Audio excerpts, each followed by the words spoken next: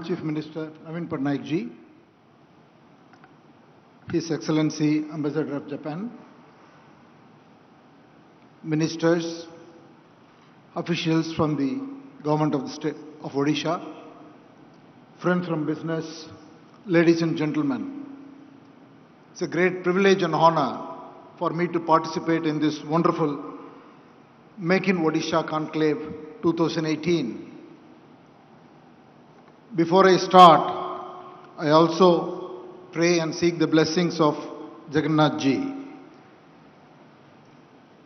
Now, as a state, there has been a phenomenal progress in the state of Odisha over the last 10-15 years.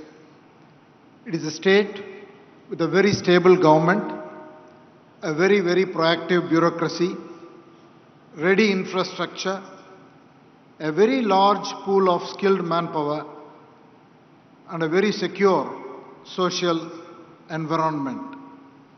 The state is also blessed with a lot of resources, a fantastic coastline, which is close to 500 kilometers long, deep water ports, a very large power generation capacity, a fantastic infrastructure, strong mineral reserves, and most importantly, wonderful people and a very strong talent base. The state produces 1.8 lakh technical graduates from over 950 institutions who are excellent resources for development in any part of the country. And with all these tremendous strengths, the state is poised to fantastic development over the next decade with investment opportunities across any sector, name it, whether it is from world economy sectors, or tourism, or services sectors, or IT, digital, and very specialized digital platforms. All of this is possible with the tremendous amount of talent and all the other strengths that the state has. For the Tata Group, the association with the state of Odisha is very long. It's more than 100 years old. Tata Steel was first given its first iron ore lease by the Maharaja of Mayurbhanj in the early part of the 20th century. Since then, the group has significantly expanded into the state. Tata Steel has a very large capacity in the state. Tata Motors is deeply present with 30 service stations and a large dealer network. Tata Power has power generation units here. TCS is the largest IT company in the state with about 5,000 professionals, with the second phase taking it to 12,000 professionals. And all our service companies, whether it is in the financial services space, insurance, or retail companies like Titan, Chroma, or Westside, many of our companies are very deeply present. Tata Projects does a lot of engagements in the state of Odisha.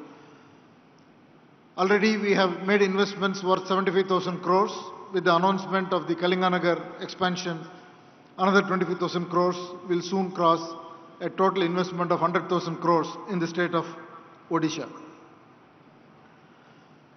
And all along, I must say, our experience with the state has been extremely satisfying, very enriching. Things happen in the state, and I want to congratulate the Honorable Chief Minister for his leadership, for the smooth functioning and delivery of projects on time so that businesses can thrive in the state. From a CSR angle, the Tata Group has made significant commitments to the state. We have a lot of work going on in healthcare, education, sports, and other community engagements. At Kalinganagar, we have a multi-speciality hospital already operational. And in Gopalpur, we have an eye hospital operational. A new 500-bed hospital, multi-speciality one, is going to be launched in Gopalpur very shortly. And Tata Steel runs 30 modern schools in the state and is also engaged in the Young Astronaut program with 60,000 students. And we are actively engaged in the hockey and also in the marathons in the state. So there are many other social initiatives, engagement initiatives in the area of malnutrition, etc., where the Tata Trusts are partnering significantly with the state of Odisha. So I want to thank the government and the bureaucracy for their support, and most importantly, the people of Odisha for their support, and wish the state a lot of progress and great success in the coming years. Thank you so much.